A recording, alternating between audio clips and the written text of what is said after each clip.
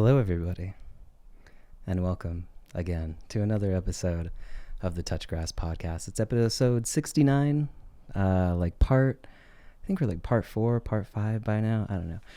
Well, editor Enrique will put it up here. Yeah, because he loves me. Because make him do all the work. Yeah. Anyway, my name is Ique. I go by Enrique in IRL, but Ique on the internet. Welcome back to the Touchgrass Podcast. If you're not familiar with this podcast, you can go ahead and check out episode 0. We've got it linked up over here, like in the card or whatever.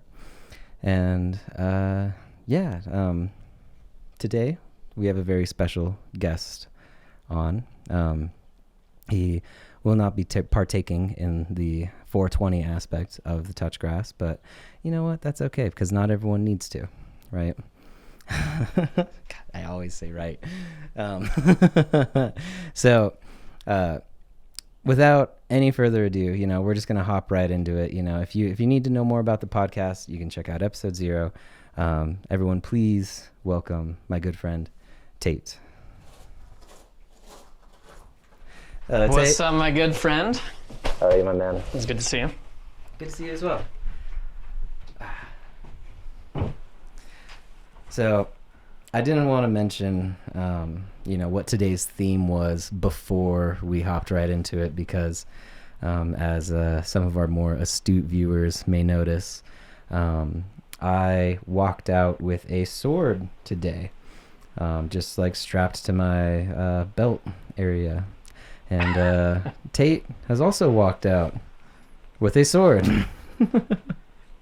Fantastic. So those of you who are just audio listeners, we both have swords today. So, Tait, why don't we, crack a cold one here? Absolutely. And we start discussing. This is just for the camera. Yeah. And we start discussing, why we have swords today. What's our theme? Why do we have swords? Is our theme like battle, or is it swords, or like just like Valhalla? Weird nerd shit? What do we got going on today? Well, I'm gonna make the argument that does anyone need to have a reason to just have a sword? You make a good point. Actually, no one needs to have a reason to have a sword. They're just other than cool it's to have. just fun. Yeah, no, I picked mine up, and I got my Trump money in 2020. Them good old 1400 stimmy packages. And, it was quarantine, so I decided to buy a sword. Right? Yeah, it's like a nice cathartic, like, why not have a sword? Yeah, why not so have a sword? I believe that the reason that we have these today is because the theme that I have brought to the table today is metalworking and other artisanal crafts. Yes. Exclamation mark, exclamation mark, exclamation mark. Woo. And artisanal crafts. Crosshair. Yeah. And editor Enrique is going to be real pissed later, but it's okay. It's a different guy. Yeah, that's his problem. He's got way more experience than you do. Yeah, now, right? Yeah, exactly, dude. See, I'm the one who gets to sit on the porch and drink beer. He's the one who has to put in the work in editing this shit, So I get to have a fun time. He's, talking head Enrique gets to have a lot more fun than editor Ique. But yes, anyway, today, the things that cure our brain rot, metalworking and other arts and artisanal crafts. So before we get into it, why don't you just tell us, well, I mean, I mean me smoking my bong, right? Because this is the Touch 420 podcast, Touchgrass podcast. So while I do that, why don't you tell the audience a little bit about what your background is and how you started getting into how you started getting into metalworking. That was impressive. And by the way, I have a green chili Capital Brewing green chili beer right now, so I am touching green. It's just green chili. Yep, green chili. Yep, we got some Capital Bar and Brewery beers today. We literally walked, 10 minutes away to this brewery. It's fantastic. It's right down the road. If you're ever in Socorro, New Mexico, go to the plaza. Go check out the Cap. They got good beer. Agreed. Yep. So, background. I was, from a really young age, I was always fairly interested in metalworking My dad always had a job in like ranching and like very rural stuff like that. So there was always like a shop setting somewhere nearby to me. And growing up, he was always in there tinkering around, doing personal projects, work projects, whatever. So yeah, like growing up, I just hang out with him and learn that stuff. Discovered that I really thoroughly enjoyed metalworking, and ever since then I've been after it. And then the blacksmithing part of it, as far as like the swords and like forging. Yeah. Well, yeah. So, well, I would say like the swords and knights and armor and like just real nerdy shit like that. That was a young one as well. Oh yeah. So like being interested in like a fantasy setting. Yeah, absolutely. Yeah. I just have to imagine to think back like what my dad was thinking back then. But he one day just went into the shop and took a piece of strap iron, welded to like a flat piece, and then like a pipe to it, and then just handed it off to me. I had to be like, I don't know, 10 at the time. So this was your first sword? Yeah, that was my first one right there. That'd be like, what, 10 years ago? Yeah. Or sorry, 20 years ago. I'm not 18, I'm 20 years ago. Yeah. If you look on the sides, there's like dings and like marks in it. You can tell, like, me and my friends, we had like 2 of those, and we'd go around and hit each other. You're like smashing them into each other. Yeah. I'm gonna take this up to the camera. Sure, yeah. Yeah. Just to like give a quick like close up on it, you know. Yeah, this is cool as fuck, man. I had no idea you were gonna be bringing this today, man. Like, that's so cool. Yeah. Yeah. That was one of the very first instances of Tait with a sword. And like I had to have been a terror, man. Run around hitting everything and everything with it. Yeah. Good times. Cool. And since then, I've always like just been interested in metal in particular. I don't know why. I don't know why metal. I've done woodworking in my life. Ique and I worked as carpenters for a while. Yeah. That's actually where we met. Was out in the middle of nowhere, New Mexico, blowing shit up, like literal car bombs, multiple of them every single week, you know. We didn't make the car bombs. We did not make the bombs. We built the houses. Those were meant to blow up. Right. The program that they have out here in New Mexico is meant for first responders. So the first responders come out here to learn how to respond to a car bombing in an urban area. Very cool. We meet a lot of very cool first responders. If you're a first responder out there, you have to hit subscribe and like, whatever.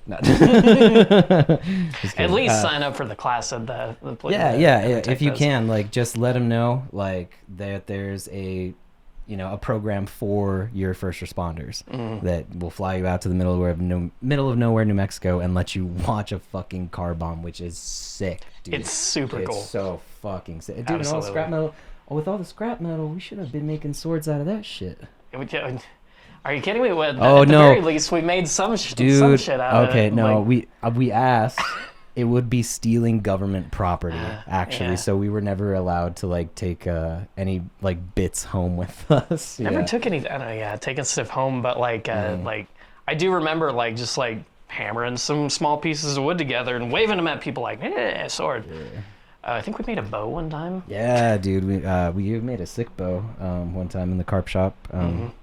Yeah, but so that's a little bit about how like we know each other, you know, and that was, for me really, like I had done some stuff like hands-on, right? But it wasn't until we were working in the carp shop together where like I was truly like, okay, take a bunch of just like stock pieces of wood and you're gonna turn it into like this product, you know. And that sort of like transformational aspect of like artisanal crafts, I feel like, is one of the most like appealing things to it. Starting out with raw material, you know, fucking whatever, and then carving it down or doing whatever, you know, building it to whatever you're making. It is cathartic to say the least, you know. And then like especially like opposed to different like art forms, it truly is one of the ones where like you get something at the end of it, you know, Physical. like, yeah, like a physical thing. Yeah. Like with music, you know, you can learn how to play a song, but you don't have anything physical out of it, you know. And like with other arts too, you don't get like something physical out of it. Like education, I feel, Burp too. is one of those things. I think that's one of the aspects that I like so much about it is you make something and then you go hang it up on your wall or put it on a shelf or something. Yeah. And it's fantastic to have that reminder of like it's there. You spent a bunch of time. There's usually a story associated with it. Yeah. And then, can you tell the story of cool Abraham Lincoln here? I'll have you send me the picture later. But cool Abraham Lincoln here. Yeah. Because Tate's a multifaceted artist. He does all kinds of art. Yeah. Man, what was I thinking when I just really like the idea of like Abraham Lincoln being super cool and like hanging out and being chill, and I bet you he would have smoked if he had the opportunity. But anyways, I guarantee you he was getting high. He's probably doing cocaine and shit too. Yeah, that's probably not uncommon for that time period, right? You just not at all, yeah. You have the flu, take some coke about it. Yeah, dude, like fucking put some whiskey in your baby formula. Shut them right up. Fucking yeehaw, good old cowboy days. Fucking thank fuck we live in the 21st century. I'd certainly be dead back then. Right. Well, I would probably be dead too, actually. Okay, I'm just checking some questions right here. Yeah. So we'll just segue from like, you know, Abraham Lincoln, right? You just wanted cool Abraham Lincoln. So what are some of the differences between like traditional metalworking that has been done for like, you know, thousands of years, right? And like the modern metal worker, right? Like, because your setup is something that's it's pretty modern, like super mod. I feel like isn't like, you know, when you picture a blacksmith, right? You know, you picture him in like a hut that's all dark and they're fucking like all just like covered in ash and all like fucking smell like goats and stuff, you know. They always have biceps that are bigger than your thighs, man. Seriously, all fucking squat like Andre from Dark Souls. Yeah. Anyway, yeah. But so why don't you tell us a little bit about like your setup and like how that would differ from like, sure. You know. So the core, I would say the core aspect of like your blacksmithing setup is going to be your forge. I'm just checking the time real quick because I forgot to check before we started. Nice. Yep. Okay. Yeah, so you got your forge, and that's the implement that like heats up your metal in order to get it hot enough that you can start working it, you know, hammer it, and you got the anvil and stuff. So the thing that I've got is propane powered. It's basically just like a tube. Yeah. It's a tube with a like insulation in between, and then it blasts propane in, and you light it up, and it. Yeah. You should light up a joint sometime in that thing. I bet you blast your beard hair off. Oh my god, you could probably fit like 3 pounds of weed in that thing. Like, it's basically like a 4-inch diameter pipe. Yeah. Like metal pipe that you could just throw propane through, light it on fire, and it just fucking heats it up. It's so sick, dude. I think I looked it up before, and I believe it gets up to around 2,500 degrees Fahrenheit. It's fucking insane. That's that many Celsius for the audio viewers. Sorry, everybody that's not from U.S. Yeah, and I'll dub in the voice as well for the audio viewers. But damn, that's fucking hot as shit. Like, is there an optimal temperature that like, have you tuned it to like an optimal temperature? Or you just make it as hot as fucking possible, like. So when you're working it, there's like multiple stages. When you're working it, like you just bring it out of the forge and you start hammering it on an anvil. Not particularly, no, you want it like generally like as hot as it'll go without like, you know, when you hit it sparking. Yeah. I might talk about that in a bit, what's happening there. Okay, yeah. I mean, that's a little bit further down the process anyway. Yeah. So you start with your forge, which is the superheated tube. Yeah. Right. And as for aspects of like what they used to be like is this is propane powered, the one that I've got, but like they used to make them in traditional ways. They made them with coal, I think it was actually called Coke. I might have to. COAK, right? Yes. Yeah. Coke. what a weird. Anyways, it's basically like a charcoal that's been like heated so much that it's got all of it's energy dense. Yeah. But you throw it in there, you light it up, and then you put the sword in there, and then you have bellows that like it blows air in there through it. And what is so? As an engineer, how would you describe the effect of like what's going on in the bellows? Like, what is the purpose of the bellows? Why would you need air to go through there, you know? So, as you might know, to have fire, you have to have like what, 3 components? It's fuel, oxygen, and a secret third thing. Heat. It's not a secret. Temperature. Yeah. Yeah. Energy, in order to right, have like burning technically, combustion and whatnot. Yeah. So when you have fuel and heat, but it's not just kind of fizzling around, like you like light your candle or something, it's not very hot. What you can do is you can just blast a fuck ton of oxygen air in there, and you've seen the movies, I'm sure, where they like push the big old bellows down, and then the fire goes whoosh. Yeah, it's basically like something you put a bunch of air in, like a balloon basically, and then you forcefully shove that air out. Right, and there's different mechanical ways of doing it, but just as like an audio description. Yeah, like basically like a balloon that just pushes air. Yeah, if you ever used a pump to blow up like an air mattress or something like that, something equivalent, you know. Very similar. Yeah. Yeah, that's kind of the difference between the modern forge is like you just turn a valve and then like light it and you're done. Otherwise, with the charcoal forge, you're sitting there, you got to tend it, you got to like make sure it's right to all that.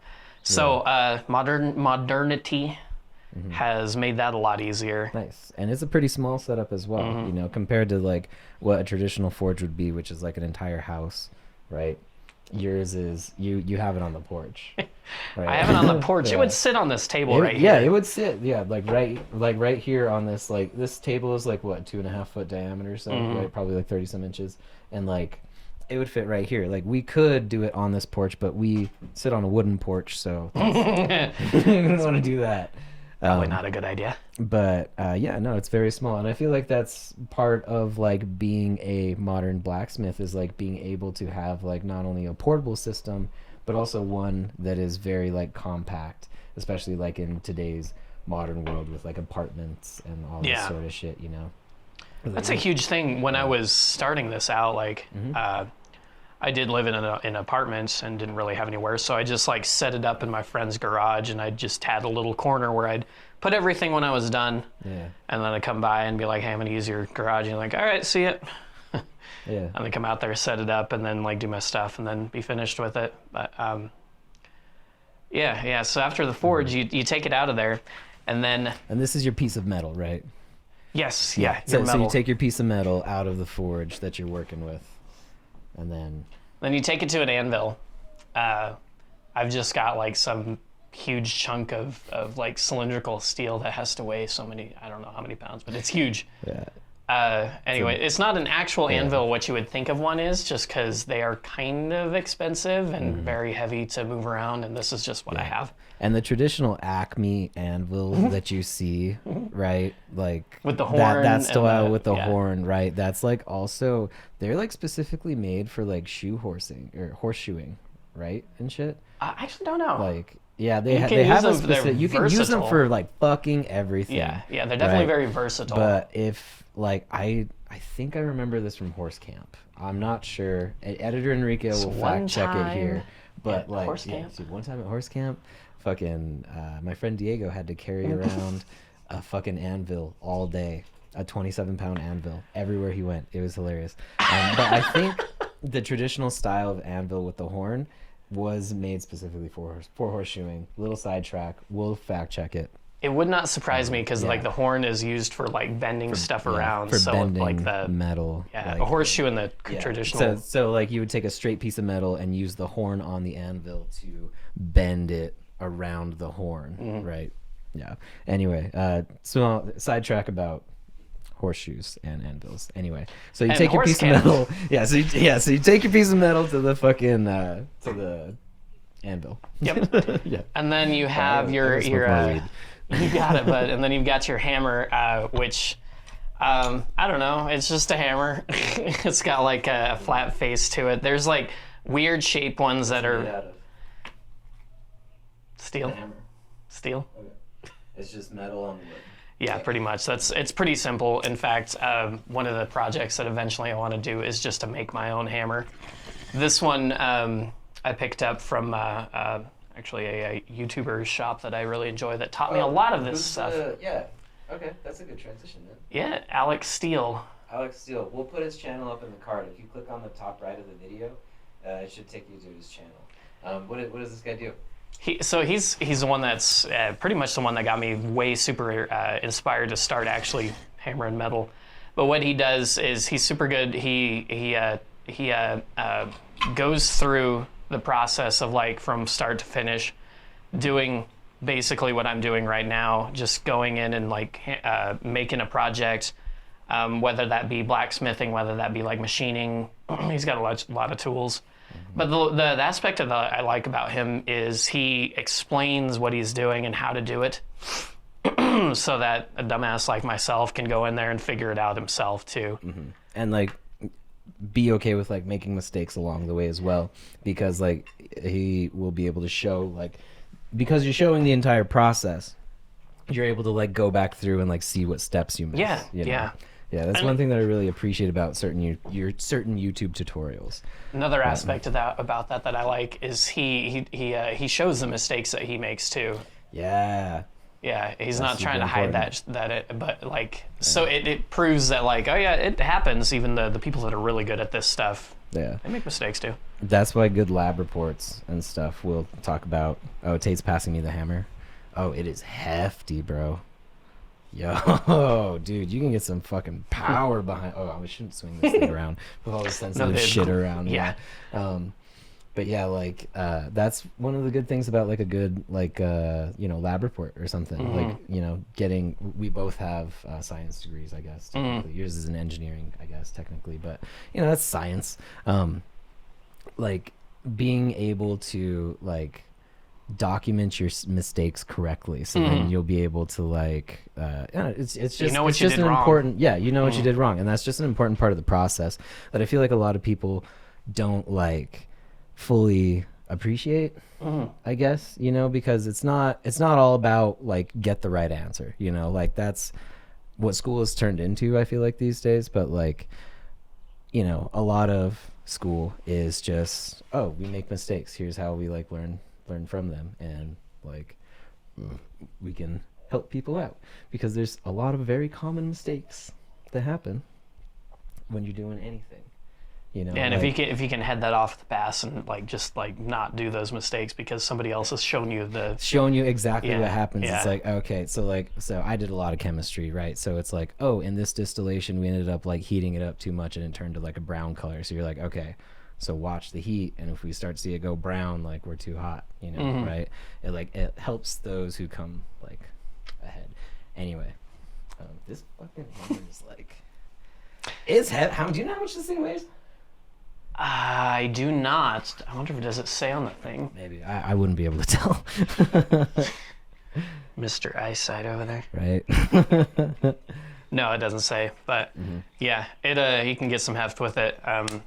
I actually I think this might be one of the lighter ones, and I like the lighter ones a little bit better because you have more control. Yeah. Of like where you're placing the. So now you're at your anvil, and you're like hammering your piece of metal, right? What are you going for when you're crafting a blade? Yeah. So I might step back a little bit. You generally have like a shape or something in your mind of like what you're trying to create, right? Yeah. So the thing about blacksmithing is you can't really draw it out and then on the blade, on the like the piece of metal that you're doing, and then like just work towards what you're doing.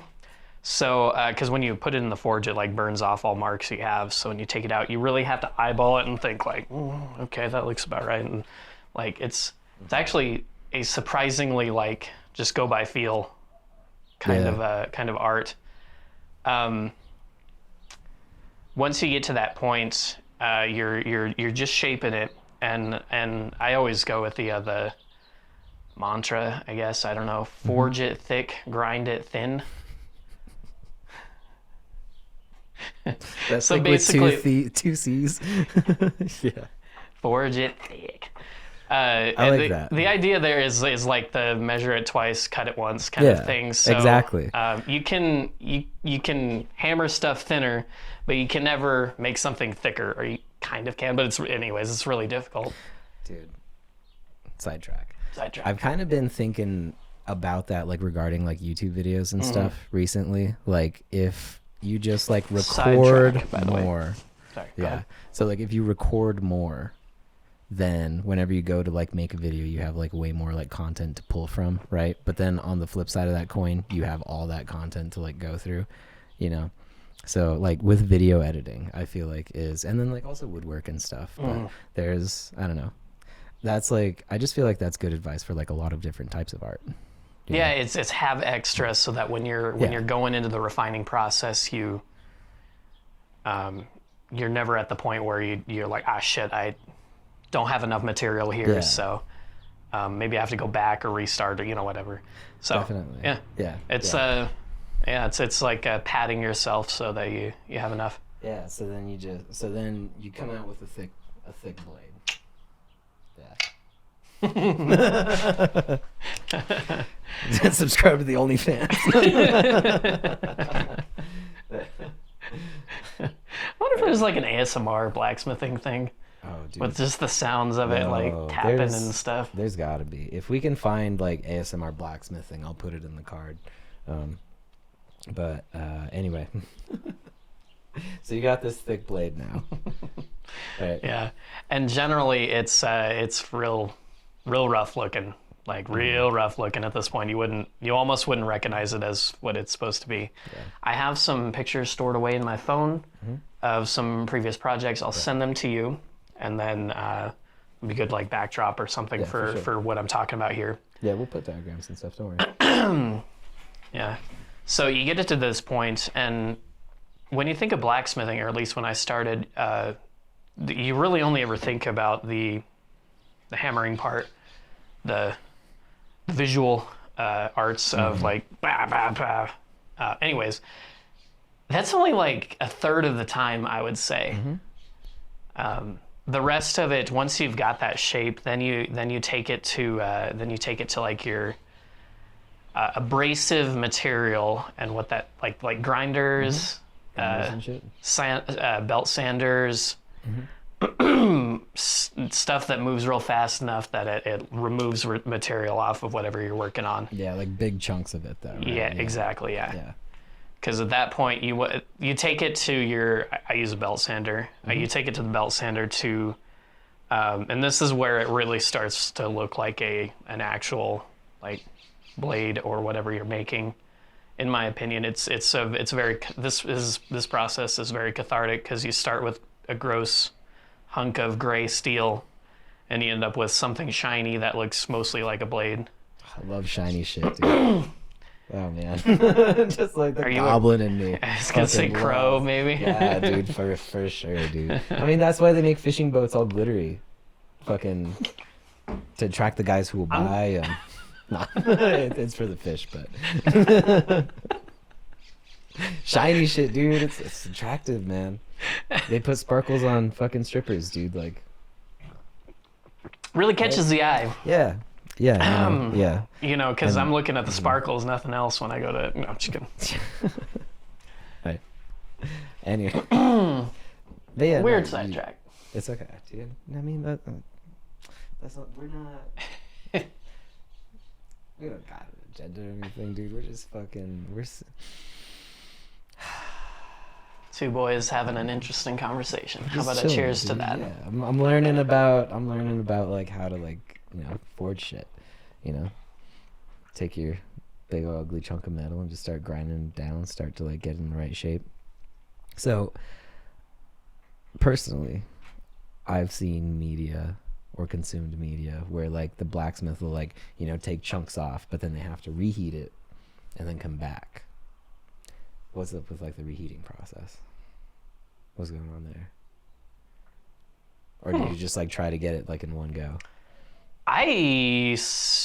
there are reasons to reheat it, but I don't know of any other than like I'll say this. Movie making, maybe. I don't know. Maybe movie making, but the thing that I'm thinking of is there's when you heat treat a blade. Yeah.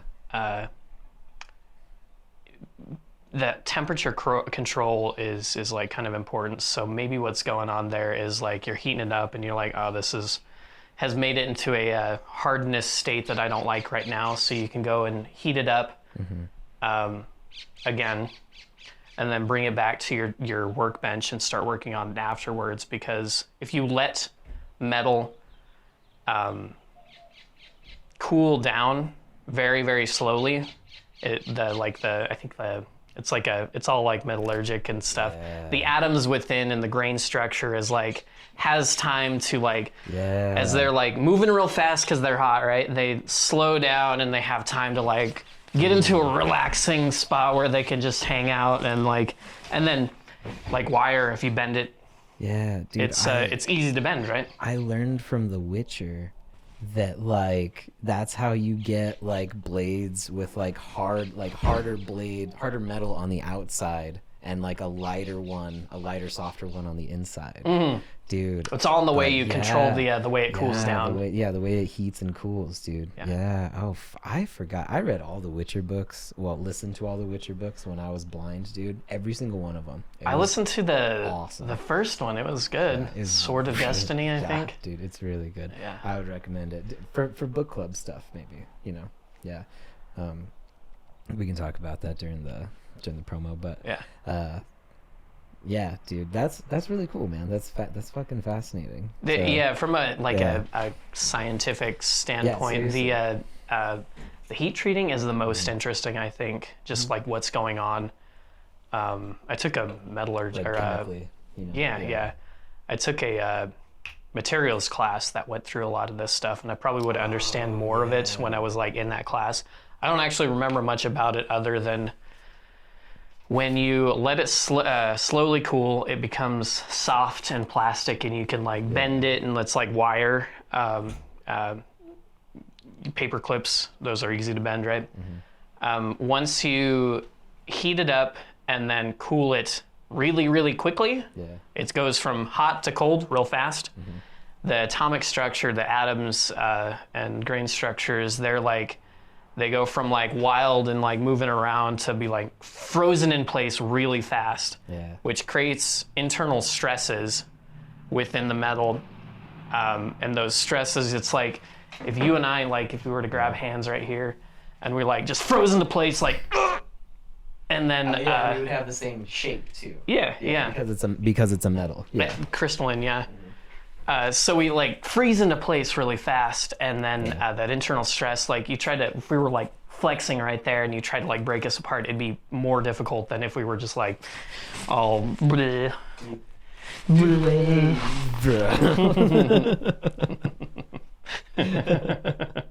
Dude, I'm having fun, man. Cheers, man. Me too. Thanks for coming out, man. I am having a blast. I'm glad to be here. I enjoy this stuff, so it's always fun to talk about. And dude. Passionate. But I do also think that that's a good place to segue into the next step, right? So you take off the chunks, you get like a good shape going, and then what do you do with it? That's exactly it. You do the hardening process.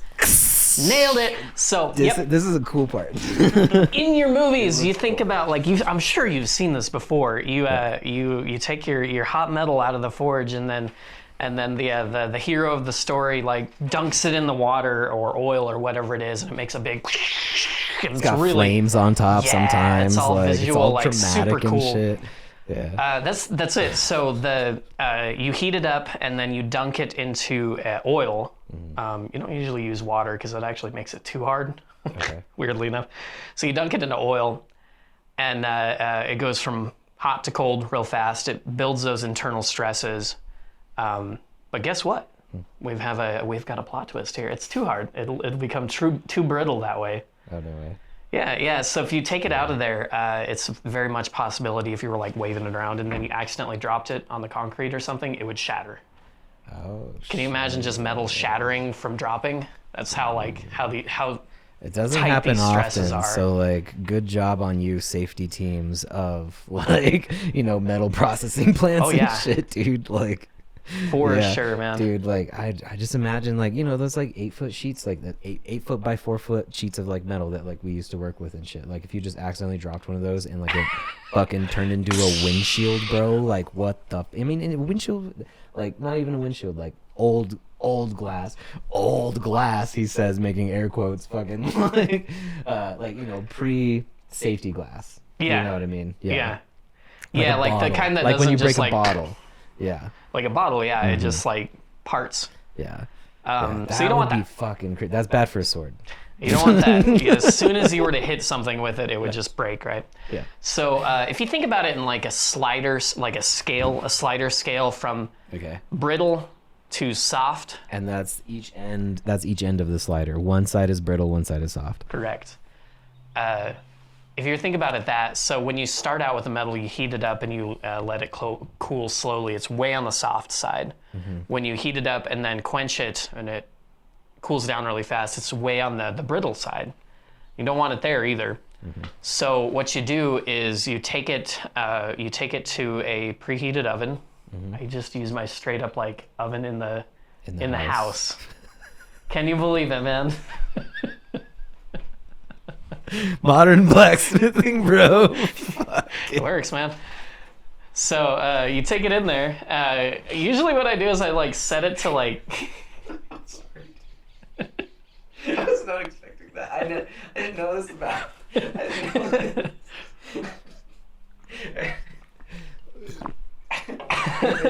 Hey babe, can we make cookies tonight? No, I got a sword. I got a sword to make, man.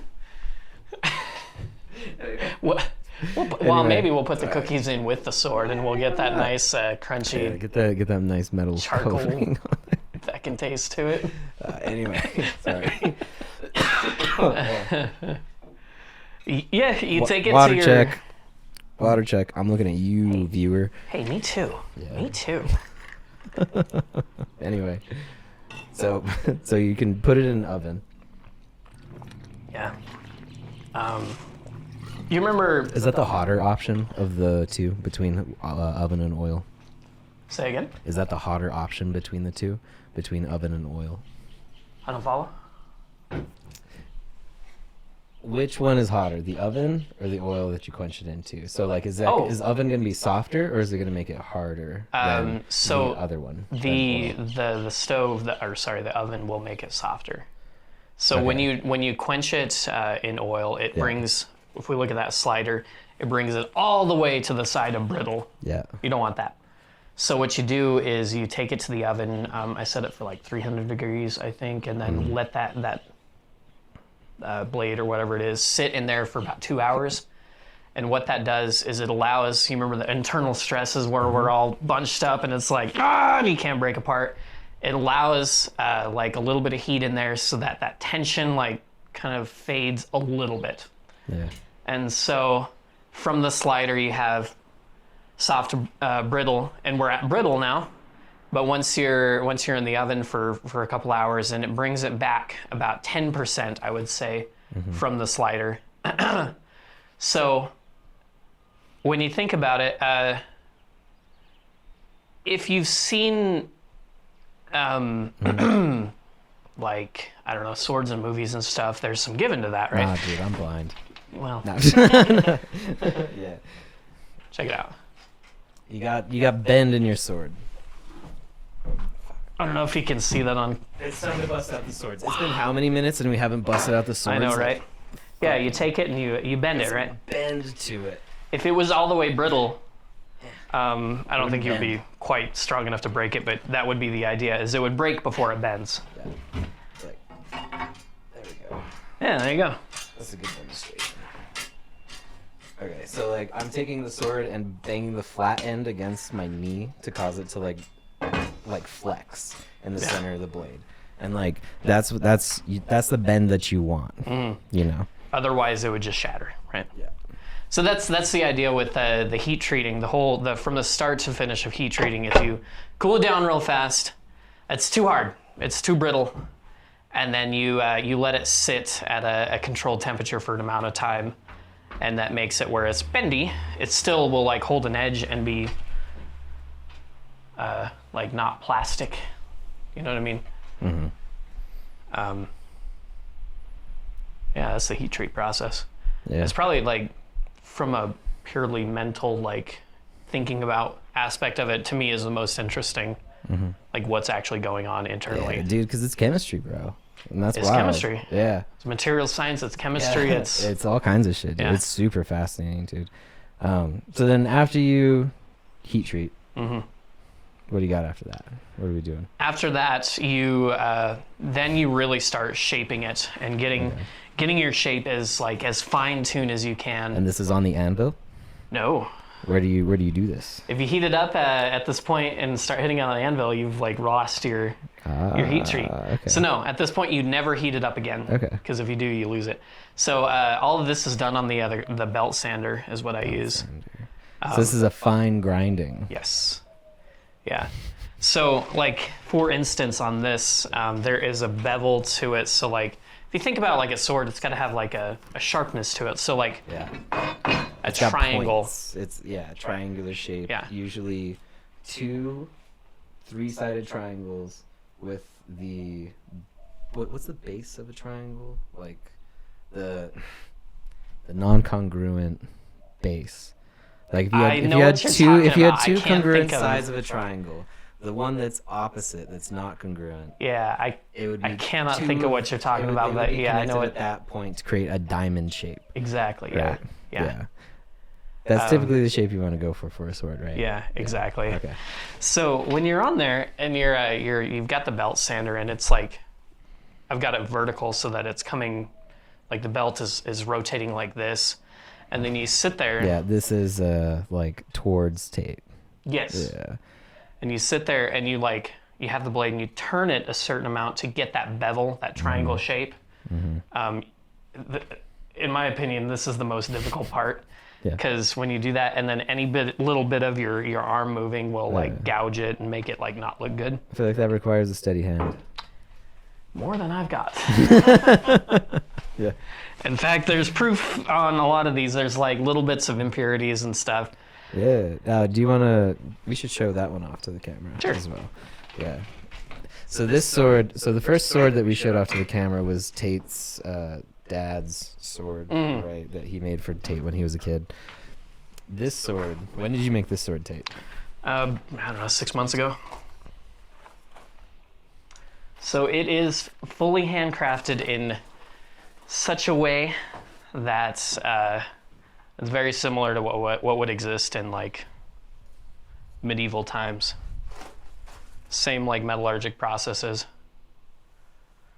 This is like your standard like peasant sword, you know, like a sword that everyone would have. Like you got one of these in the house to like fight off like whoever. Right? Theoretically, if we want to diatribe into a bunch, I actually think like swords were a nobleman's tool. Like you couldn't afford them if you were a peasant, but I may be wrong about that actually. I don't know. I'm no expert in that regard. Oh. If you guys want a good YouTube channel, check out Lindy Beige. Lindy Beige is good. He actually, I believe he's got a video. I'll link to the channel if he doesn't have a video talking about the price of swords, but I think he does. So if I can find that, I'll link that video specifically. Yeah, I bet he does, and I might have seen that. Yeah.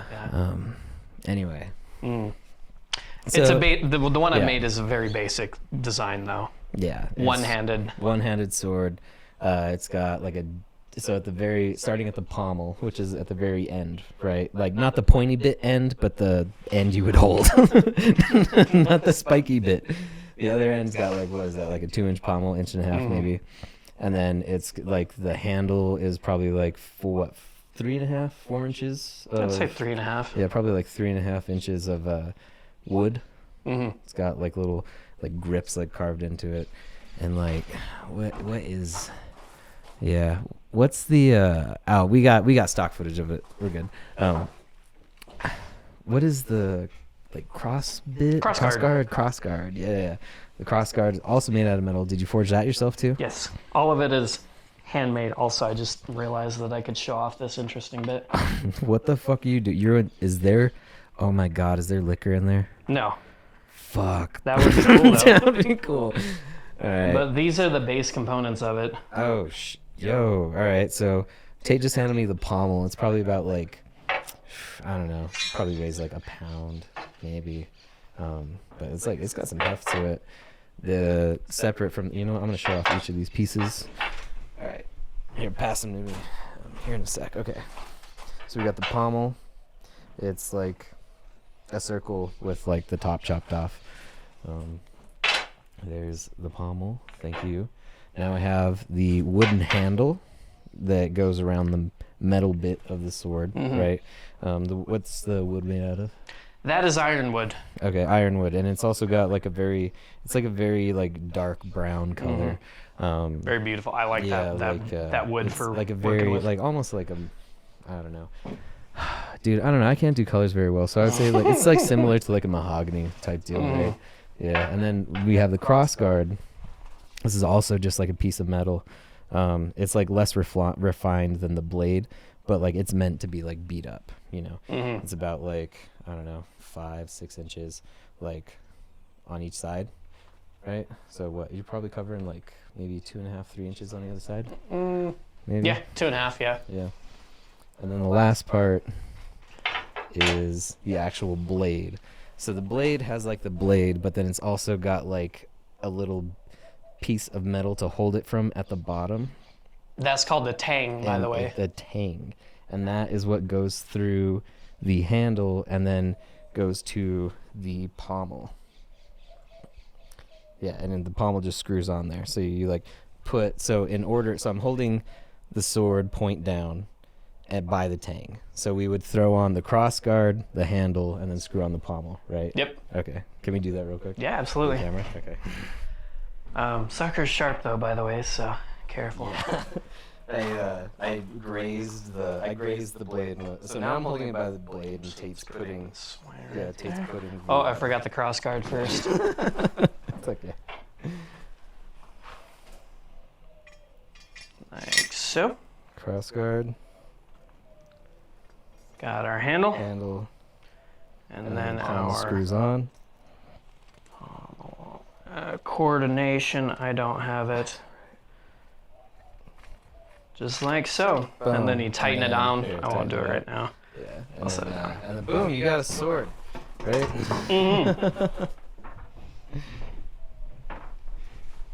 yeah, man. Hey, let me check the time real quick. Sure.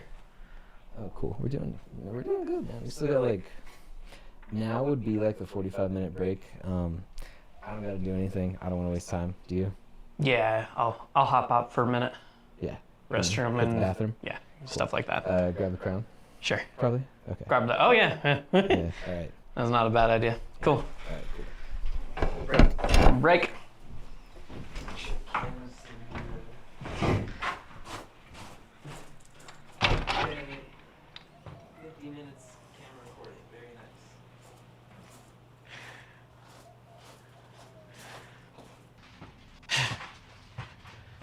So, part of the reason that I wanted to break, because I actually cut myself a little bit.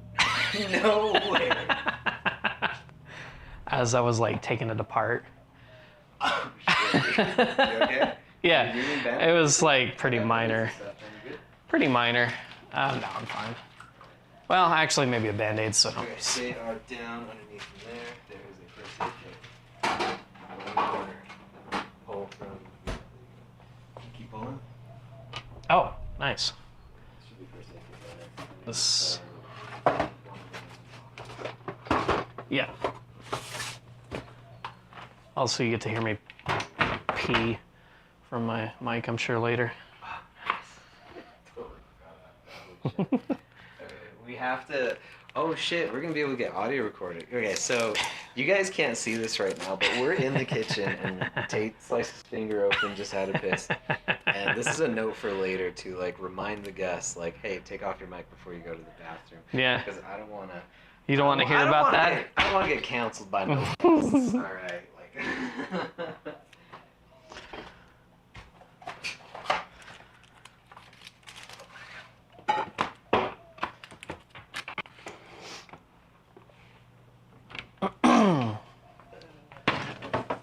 all better now, though. Sweet. Yeah, I like a good cran and apple. Crapple, as people used to say. Still do, I suppose.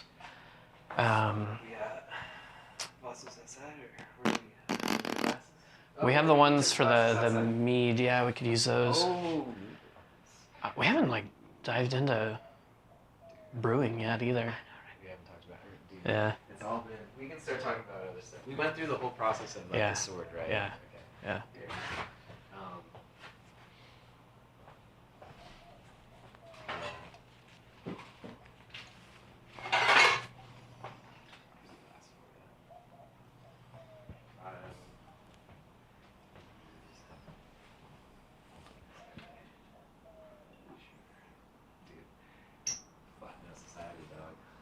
Flat Note Society, dude. Yeah.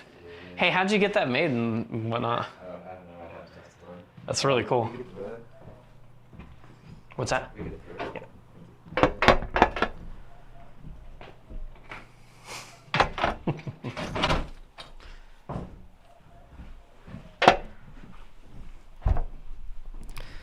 All right.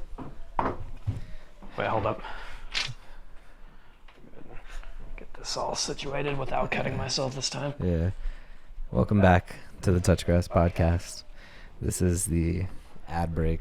Well, I mean, you could call it an ad break. This is the promotion section of the show. So shout out to Capital Bar and Brewing for making good ass beer and you know. Really good, by the way. This is the green chili. I don't remember the full name of Ladrones. Green chili Ladrones. Ladrones. Fantastic. It's good. It's I don't know, green chili and like most things. It's so fucking good. You just gotta try it. There's no describing it, dude. Like if you've ever had New Mexico green chili before, then I know that a lot of products don't go well with green chili, but like this does, dude. It's so fucking good. Anyway, they don't pay me. I just I just go there and get drunk all the time. We also got. Do you want to make a crown drink? Make a quick crapple real quick. Yeah. We also got some Crown on deck. It's Crown apple. Got some cranberry juice. Make a little mixed drink. If I had a plug for mixed drinks, Crown apple and cranberry is my go-to. So good, dude. It's a pretty good drink, man. Oops. Don't judge me on how much I put in. All right.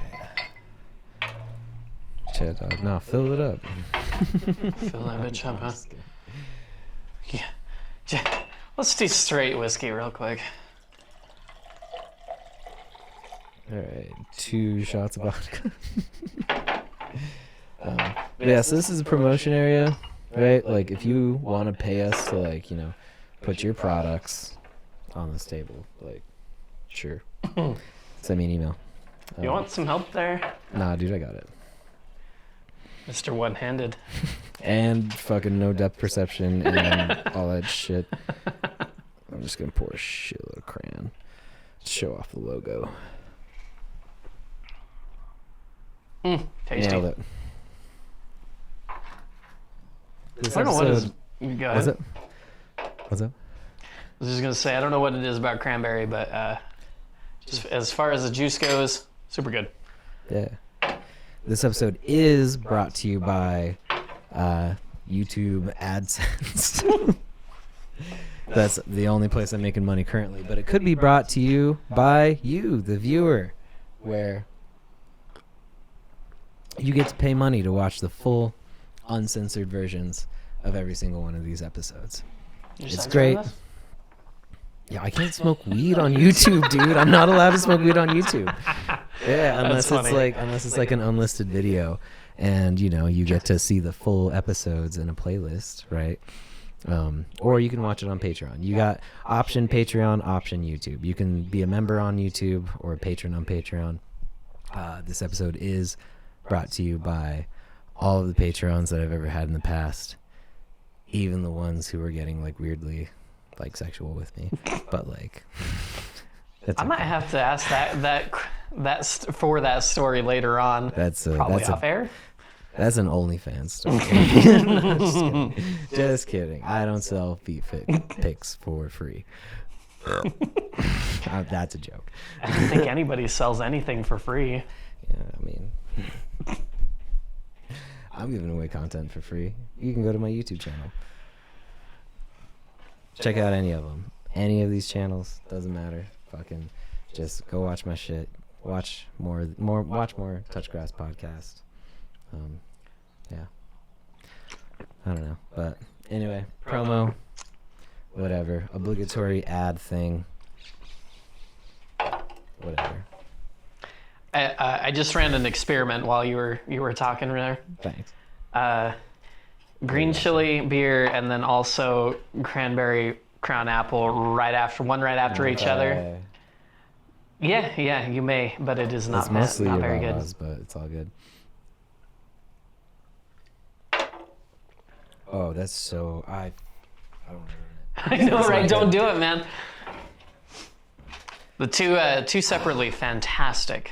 Together, maybe not so much. Dude, green chili Ladrones is so fucking good, and I fucking just spilled a little bit of crayon on my pants. Get a little red, a little stain. It'll be fine. Yeah. Anyways.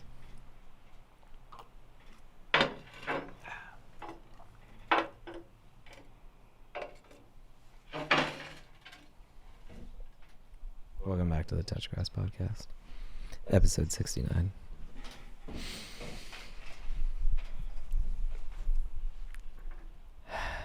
It's a beautiful day, isn't it? It's straight up gorgeous. Yeah. Like blue skies, a few clouds. Like they're Toy Story ass clouds. Like if you just picture like Toy Story clouds, like if you're visually impaired or whatever, don't know what that looks like, dude.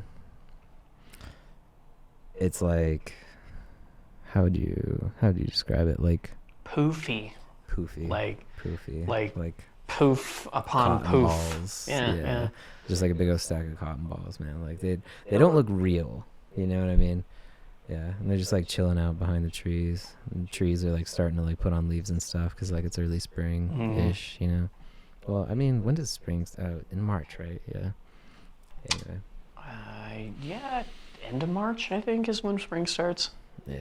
Something like that. I don't know. Doesn't matter. It's either like, way, it's beautiful. It's fucking beautiful. It's one of the first beautiful days out of the year for at least that I've seen. Seriously, dude. I'm gonna check my list here because we went over a bunch of shit. Okay. Now let me put on my old man glasses to fucking read this shit. Okay, dude, we actually fucking talked about like a bunch of this shit. Well, just going through the process of talking about.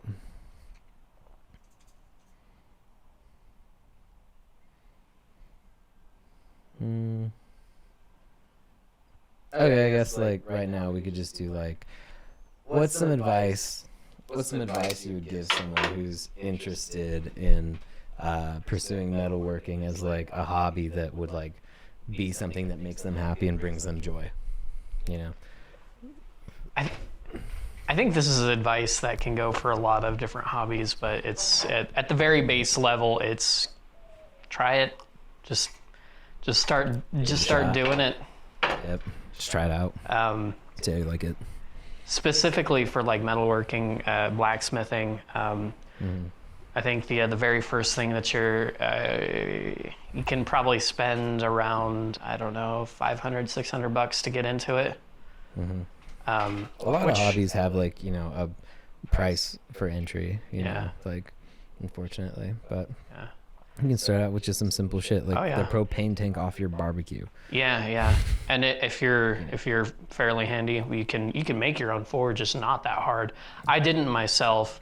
But you can do that. Otherwise, you can go online and find a decent forge for $100, $200, and then I think probably the hardest part about like finding your equipment might be the anvil. Yeah. Just for the fact that they're so goddamn heavy. Yeah. And they can be expensive. They can be. in my case, what I just happened to be working with a guy that learned that I was interested in blacksmithing, and he was like, yeah, I've got a hunk of steel that you might like. And I'm like, all right, bring it on over, man. Let's try it. He did, and that fucker weighs like a lot. I don't know how much. It's so fucking heavy, you guys. Like, I cannot express. Like, it's so small for how fucking heavy it is. It's just solid steel is what it is. Just a cylinder, steel. probably, I don't know, 5 inches in diameter that stands about maybe like 3 feet 30 tall. some inches. Yeah, like 36 probably. Yeah, like 3 feet, about a meter in size. Yeah.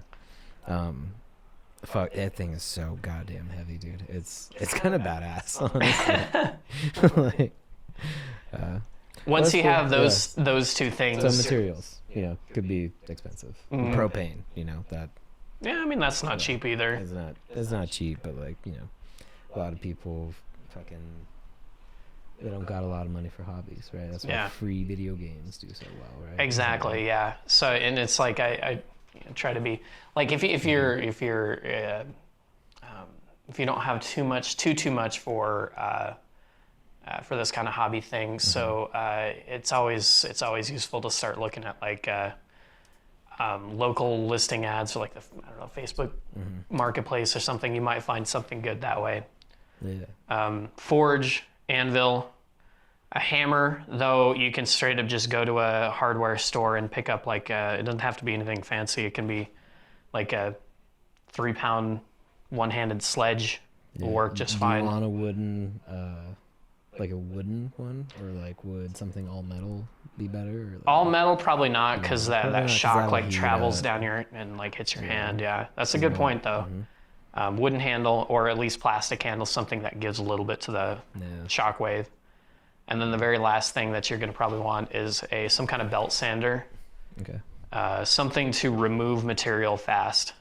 When I started out, I just had an angle grinder that you can pick up at wherever for like $25, $30 or something like that. Those are really the baseline things that you need. And then also, as far as advice getting into it, I mentioned Alex Steele is a YouTuber that he has many different tutorials on like the most base level stuff. He has a tutorial for making a forge. If you want to learn a hobby, just type that hobby into YouTube and see what the fuck people are doing. Absolutely, that's how I learned most of my hobbies. Like how I learned to do all this video editing shit, how to run a podcast and stuff. Learned it from YouTube. Yeah. We don't have we don't have degrees in regards to the fun shit we do. It's all just like, it might be fun to learn. Khan Academy taught me chemistry. It's the only reason I got past OChem 2. It's the only reason my Jeep is still running. Fucking look it up on YouTube. Like, yeah. When you're done touching grass or whatever. Just go look up your hobby on YouTube and check it out. But like, I think that's really important advice. It's just like you don't know if you like something unless you try it out. That's why like I'm willing to try anything once. Yeah. So why don't we show off some more of your creations? Because Tait actually brought, and like this is the fun part. This is the reveal. Check the time real quick. Sick, we're doing good. This is like the reveal. Tait brought pick you one out. A bunch of other shit. Just pick one out and like. All right. You know what? Ask me what about it. We gotta save this one for clickbait.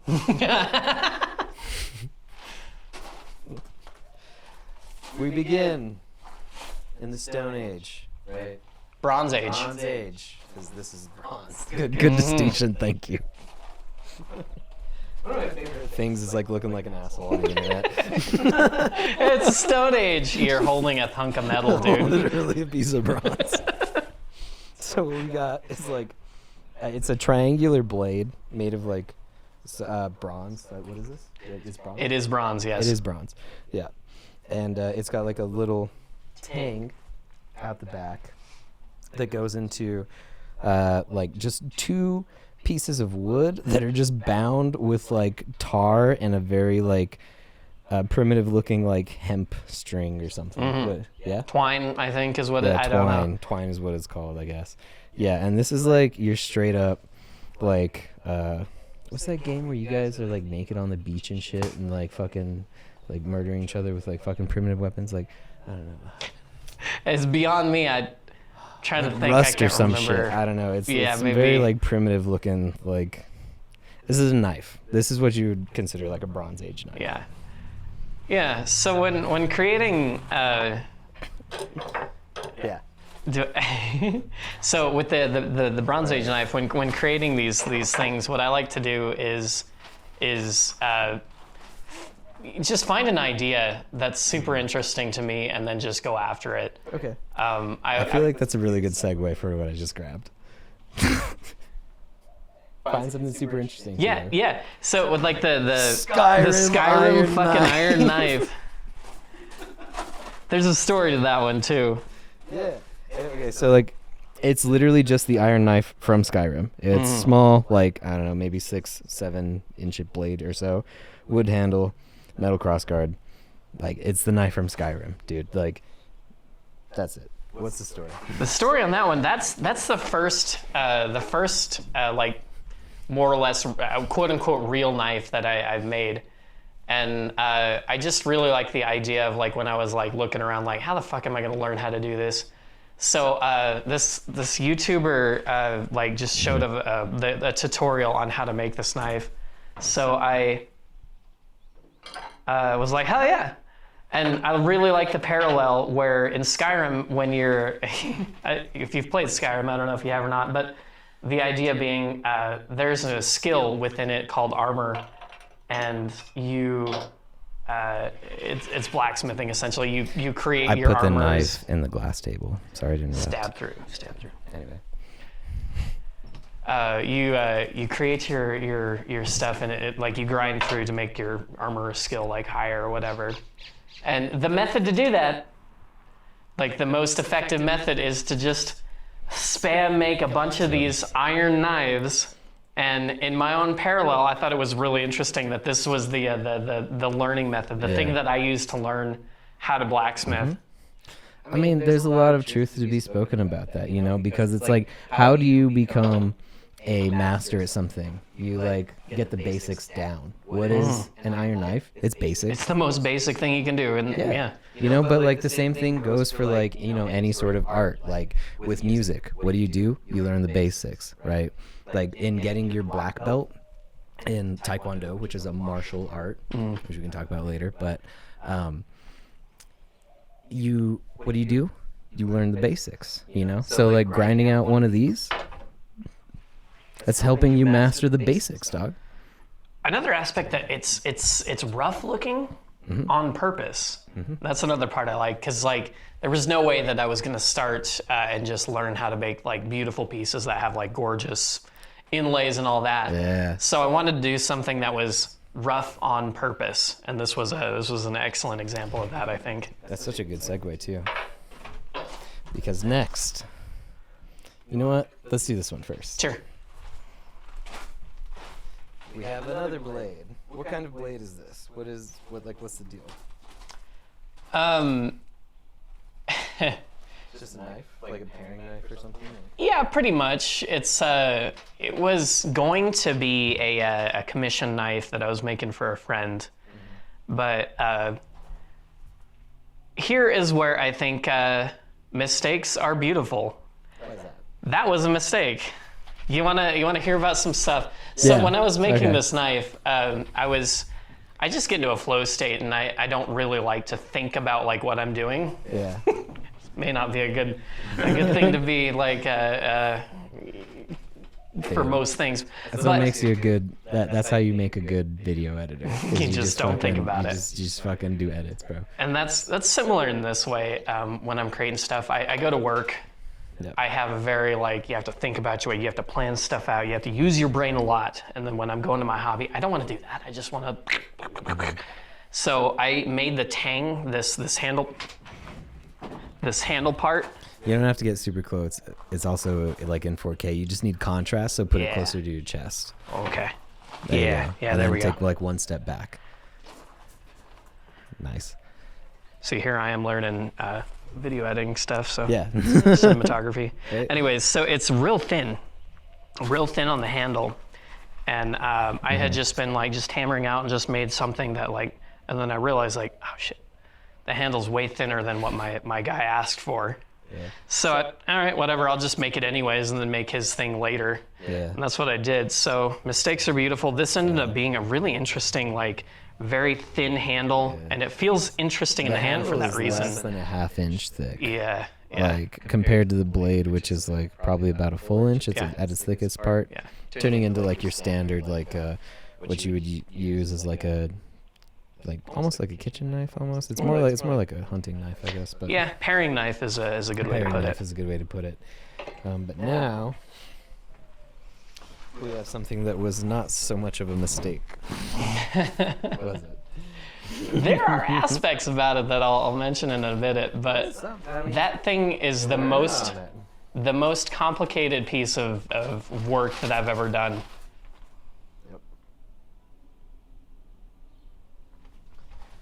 It's got your like buck knife type blade.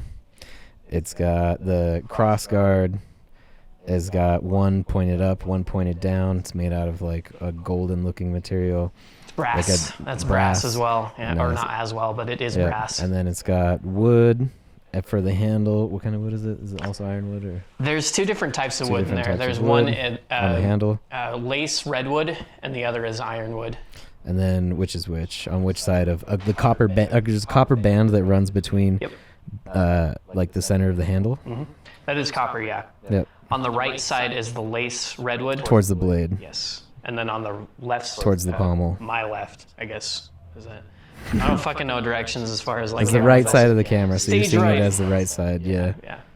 Yeah. This side is ironwood. Yeah. Now I just swapped it. Just to really complicate with things. Another brass pommel, and like this is, I don't know, like this almost feels like a that's not a knife, this is a knife type shit, you know what I mean? Crocodile Dundee. That's kind of what I was going for. Yeah, I don't know, like it's not like super long, but like the blade is it's a sizable blade. It's probably like 2 inches from like the blade to the back. Yeah. And then what, 6 inches long, I'd say? Probably about. Yeah. The blade, about 6 inches. Yeah, that's probably the most complicated, and and then we've got some other fun stuff. Mm-hmm. I got into crucibles and just like making molten metal for some reason. I don't know why. I just thought it was cool. Ingot of what, brass? Yeah, ingot of brass for the fucking hell of it, because I thought it would be cool to do. Chinese. Oh, dude, and there's Braille on this. Oh yeah, okay, so that's another fun one. tait. So this guy here, that's a fun one. A friend of mine visited one time, and I was like, I really wanted to show off the things that I did.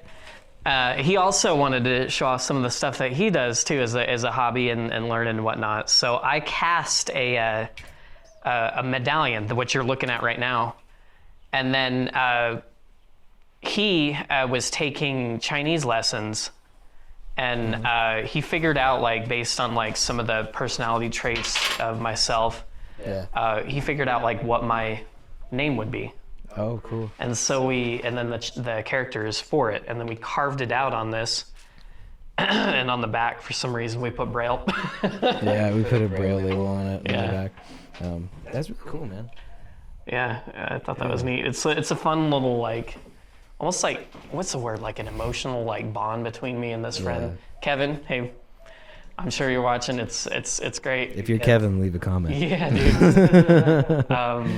It was a lot of fun making this, just for the fact that we'd like combined two of our interests together.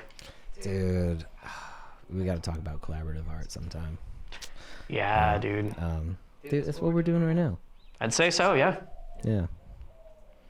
Anyway, let's get the clickbait. Yeah? All right. Let's do it. Load me up. All right. Do you want to wear it? Yeah. Okay, man. Of course, dude. That's going to be the thumbnail.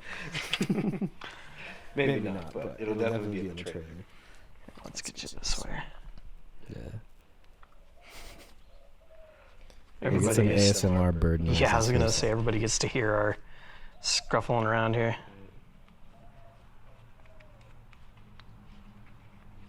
There's one.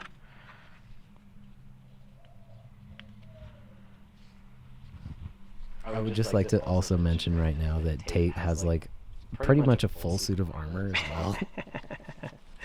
Did not make it. I wish. Man. Maybe one day. Shit. No, I'll have to go there to film that, bro.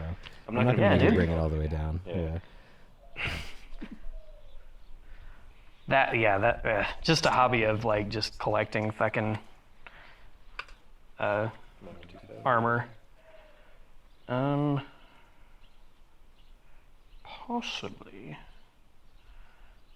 I made this when I was, 17, so I was a lot thinner at the time. You made this when you were 17? Yeah, I was still in high school when I was doing it. What the fuck? Oh, it's good right there. Yeah.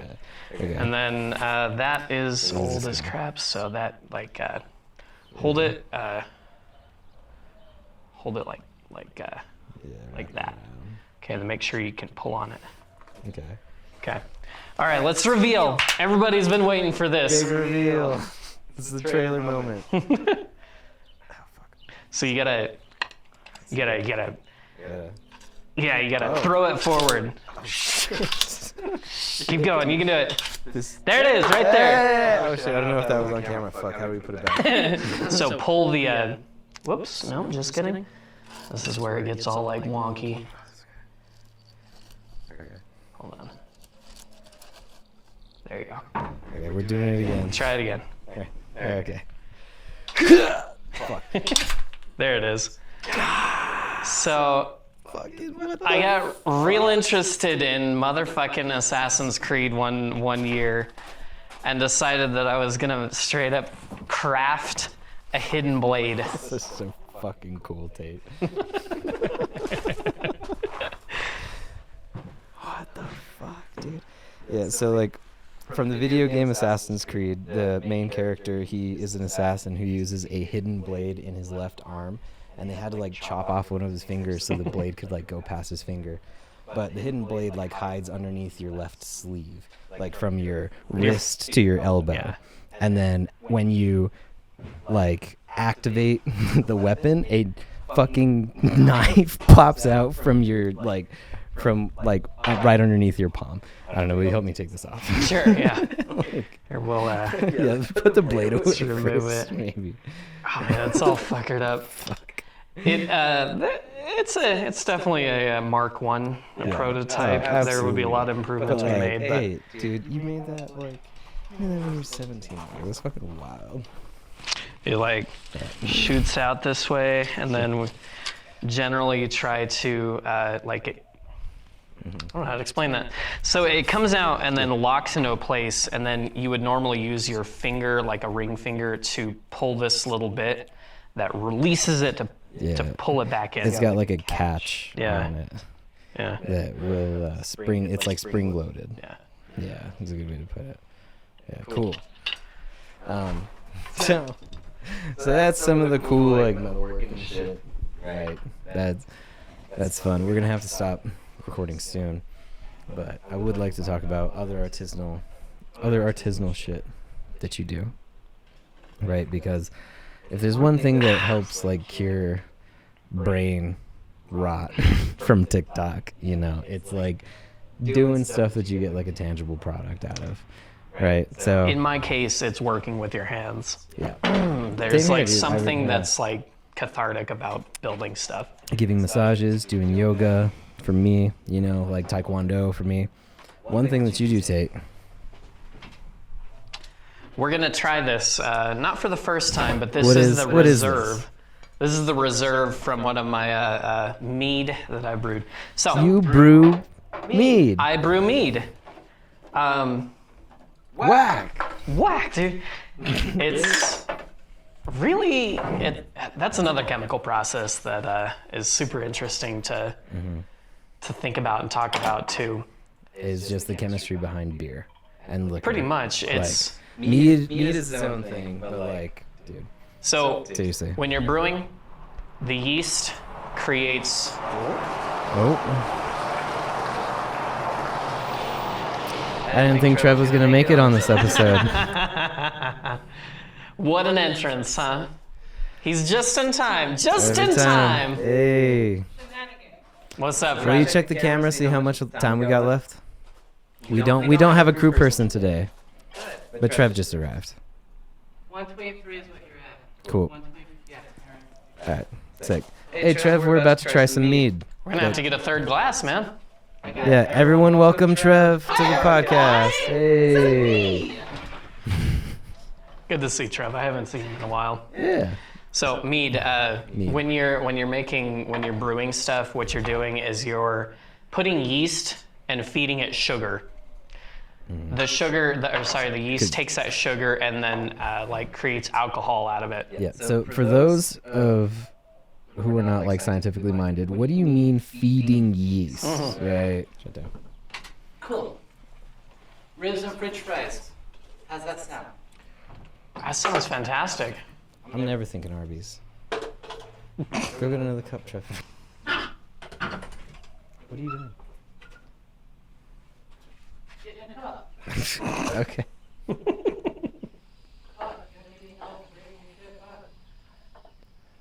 Yeah, I'm. You know I'm teasing, Trev. That's what makes it so fun. It's amazing.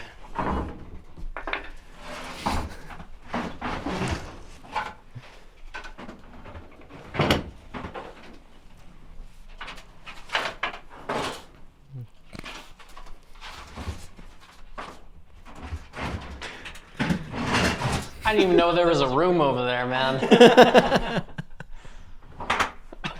Dude, this is gonna be the podcast episode where everyone is like, oh shit. There's another room over there.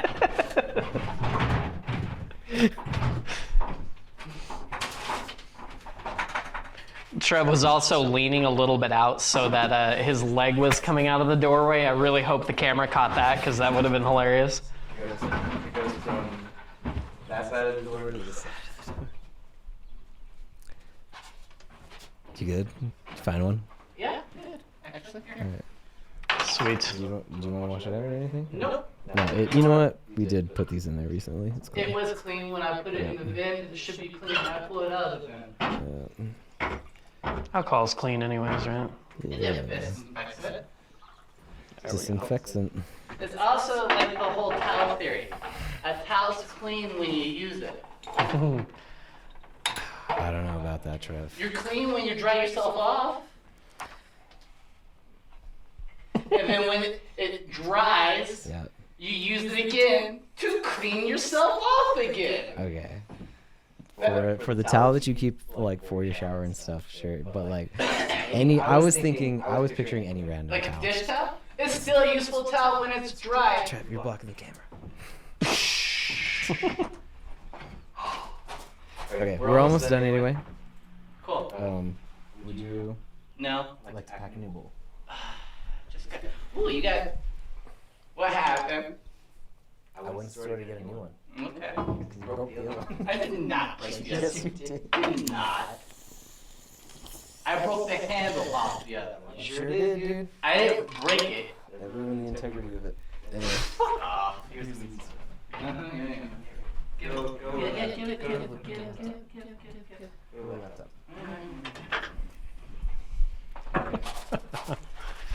Other side of the laptop. Nah. I'm out. Dude, that's your bowl, dog. And you're probably still in frame. You need to be on the other side.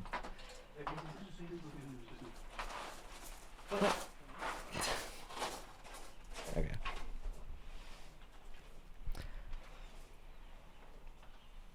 Anyway. So you also make mead, Tate. Yes, I brew. So yeah, it's another fun hobby. How long have you been making mead compared to metalworking? About half the time, I'd say. So I've been metalworking, I don't know if I can, 2.5 years. Okay. And then I've been brewing about 1.5 years, I'd say. So brewing is a fun one, but it's different in the fact that like when you start it up, you work for a couple hours, you get all the ingredients together into a bottle, and then you fucking let it set for a couple months at that point. and then you come back to it and you're like, oh yeah, I need to like re-rack this and like change it up a little bit, and then you do a couple more hours of work, and then you do that again the third time, and then you now have a product that is, in my opinion, really good. But how much is your yield usually after you go through like the entire process? That's not the question. As far as a yield goes, it really depends on if you're using fruit as like a flavor adding thing. Because what you do is you take mead is particular. It's a particular type of thing because you take honey and then mix it into water, and then you add yeast. That yeast eats the sugar and then craps out alcohol basically. Mm-hmm. So when you drink the stuff, you're drinking yeast poop. So yeah, good shit right there. It's great. It's good shit, dude. Mm-hmm. And how many gallons do you usually get, or like what do you measure it by? I make a gallon of like I start with a gallon, like a gallon bottle, mm-hmm. And then you put it all together and then you add fruit to it. So the thing is like volumetrically, when you add fruit, you're taking up space with it, right? Yeah.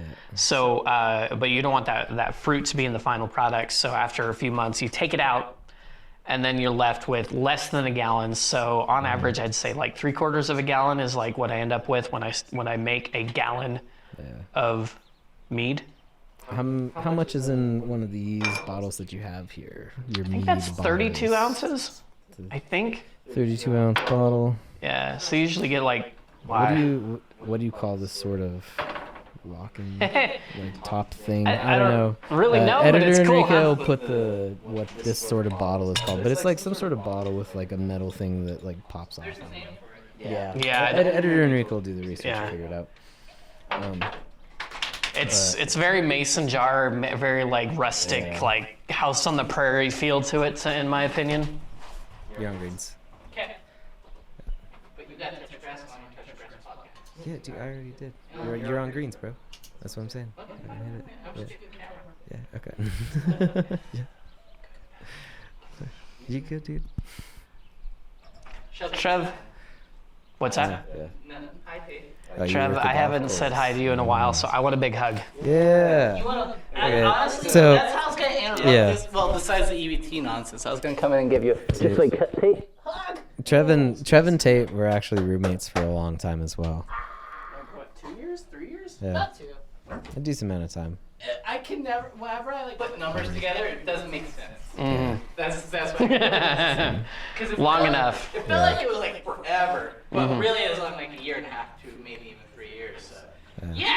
It's because secretly I was a really terrible roommate. Made it sound like it was a long timer than it was. I'm like, hey, it's your turn to do dishes, and the dishes were done. It was great. I was good at doing dishes. I don't want no more responsibilities. You weren't even here for camera crew time. I can only be so responsible. Yeah, that's okay. Did you work last night? Yeah. Late? No. No? He just stayed up late. Yeah. I have bullshit to deal with, which is not for your podcast. We talked about it on the bartender episode. No, that's not. No. Bullshit. It's bullshit. Yeah. No, it was one of those nights where I was the door person last night. So I sat at the door. I came in at 8:30. Guess what time I got off? 11. Guess what time the bar closes? Midnight. It was dead. That'll do it, yeah. I spent my tip on a beer. Your one tip on one man. beer?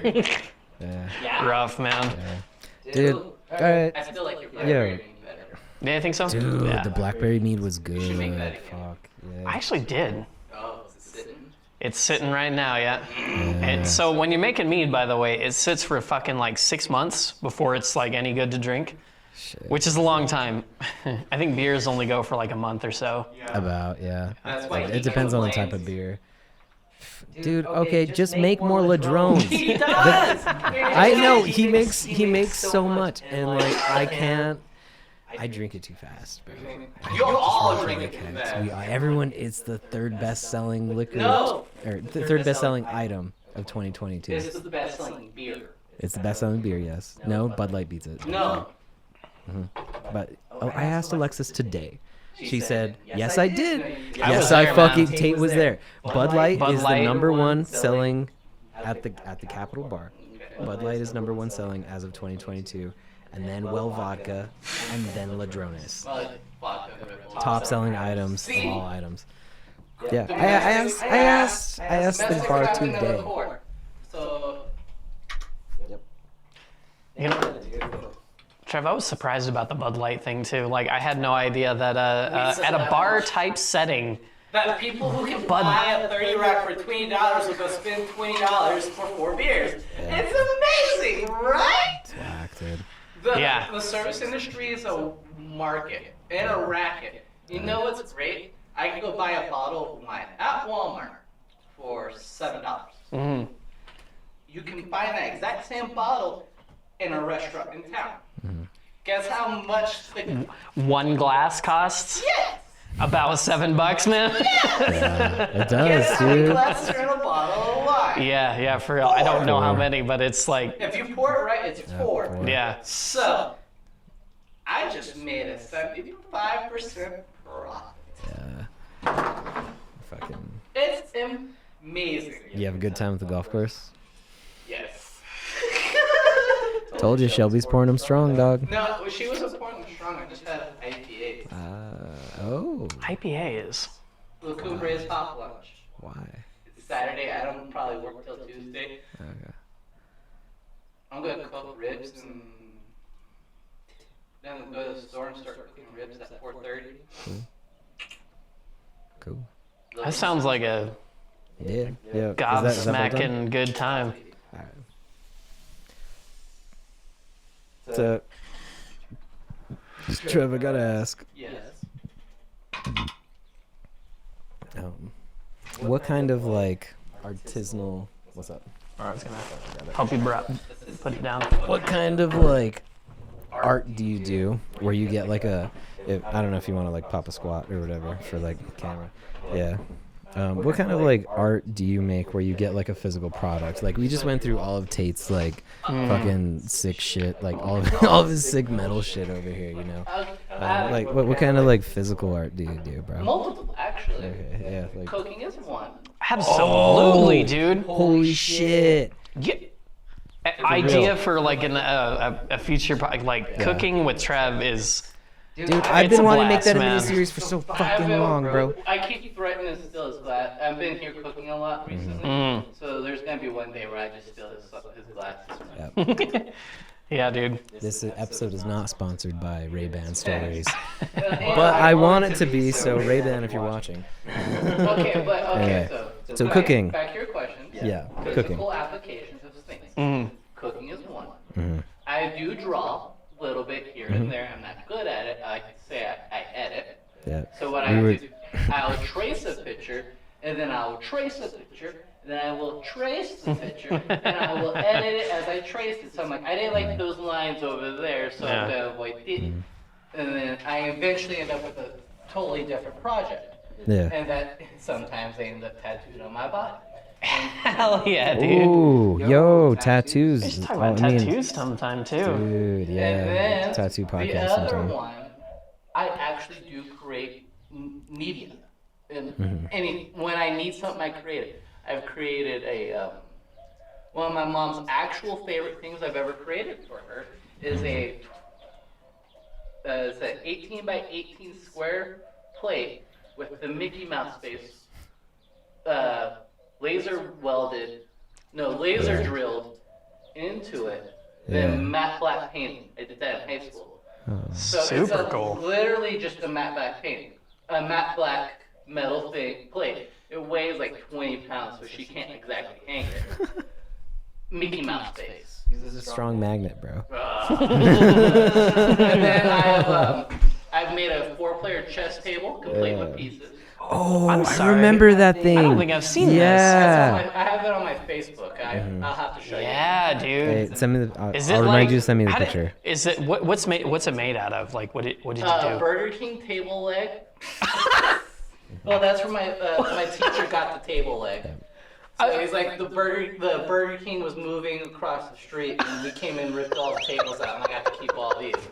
So I literally sanded off all the matte black restaurant black paint off of it, so it's nice and silver. Wrapped it with matte painter's tape, and it has a nice like candy cane spiral.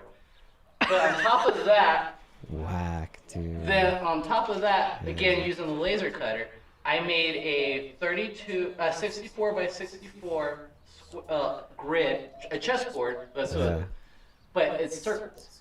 So It's circles. What do you mean?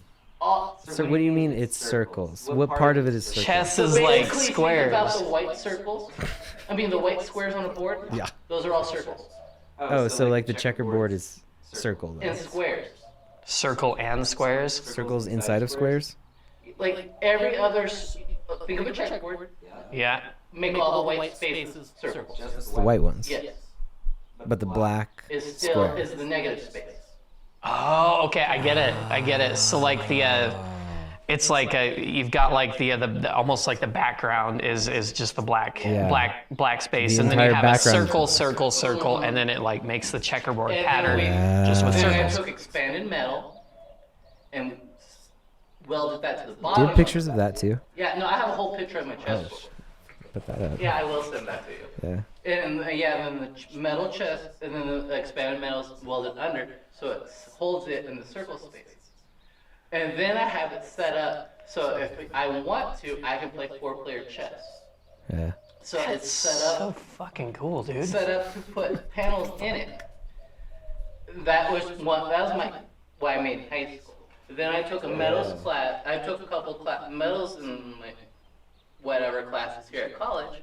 I made a dream catcher. I'm in contention with that with Selena at the moment, so that's we're working on that. That's a tomorrow problem. Yep. And I made a kitchen knife. I made the handle for the kitchen knife. It's an ulu blade. Ordered the blade, made the handle, attached that. I want to see that too. Yeah. It's in my knife case. Yeah. Fuck. Okay. And, I've made a bracelet. Yeah. I think I've seen that bracelet. Yeah. And all the beads on it are made out of stone. Yeah. So I'm one of those people. If I can make something, I will. Also, I've made a hammock. We've Yeah, I was just about to say the hammock. Trev and I have made furniture together. We've made couches. Yeah, I made a. here's me on the couch. I made a table, like a little old nightstand kind of COVID. thing. Yep. You made a beer pong I table, forget The about beer pong table. which is like okay. So shit. about the beer pong table, like describe what it looks like for one. Very Dude. broken. It's the Currently, It it's was- destroyed. I'm sure it I is. don't think we have. I don't have pictures of it. It's Oh, that sucks. It might have some old It video. looked like I'll a look. rickety bridge when put Yeah. together. It was designed to be two separate tables, but then you could combine it to make one long table, and it made it look like the Golden Gate Bridge on a windy day. The surface of it too. Yeah, the surface of it was repurposed wood from a test where they were measuring feet per second of the projectiles So it was a out white black at ceiling Emmertech, table. dude. Yeah, so it was a black and white, fucking like timed perfectly to 30 frames per second, like figure out how fast something is going. So like I was trying to film above it to see how fast like ping pong balls and shit were like going across. Yeah, That's dude. super cool. I always just remember when I was playing that shit, it was like Oh yeah, it got too wet. It got wet and fucking fell apart. broken as hell. Yeah. So I remember when I was using it, like to the beer pong, like throwing the beep beep. I would always look over, and there was like the almost checkerboard, but like the black white. Yeah. And it would always like screw with my depth perception so much. Like I'm like, and I'd like toss, and it would be like 3 feet away from Do you the. see if the video's still recording?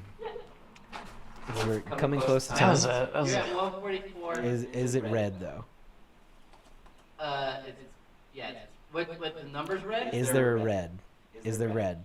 The number's red. There's red on the screen. No. Yes.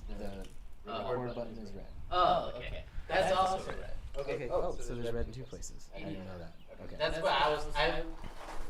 Yeah, so the record button is red. I feel like we're probably running up on time. Pretty close on time. Well, I mean, we're over time, but like I think we're starting to run out of data.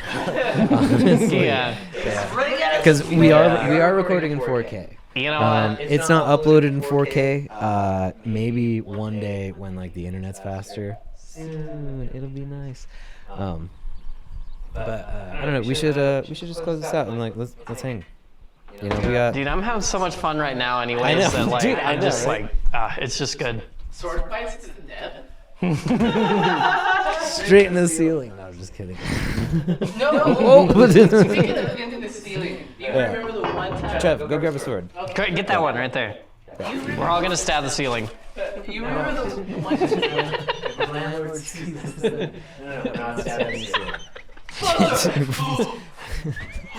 Okay, right? Okay. Trev, you gotta get out of the. Come back here behind the table. No, That's a good idea. Get over here. This Trev. bit will not. This bit will not work behind your table. What bit are we talking about? What's the bit? What's the bit? Cat toe. What's the You bit? can do it. Right. You can do it. Get behind the table. No. Why not? You'll see. You'll understand what's. Stand right in front But you're of the not. table. You're now. not in the camera unless you're behind the table, bro. If I know, actually, you have. I'm in your safe space. I'm in your. Yeah. You're gonna be tits up. You're also gonna be stabbed by us. Get behind that table if you want to be in the camera. I don't like. Or sitting down like very like you can't go above here. That's why you're just gonna be like I was in What's the. up? I was in the camera. anyway. Yeah, Yeah. that was When you good. were sitting. That was good. But when you're standing, your tits up, bro. You understand? Like you're cut off from the tits up. You get it? Yeah. Okay, but cool. Still, the joke won't work. Whatever. Just make it work. Okay. I'll break things. Okay, I'm glad it doesn't work. Thundercats, ho! Touching tips. Yeah. Touching tips. Just a couple boys touching tips out here on the Touchgrass podcast. Sword fighting is the thing. Okay. Yeah, just a couple boys sword fighting. Whip them out, boys. Doesn't matter if it's questionable. Who knows?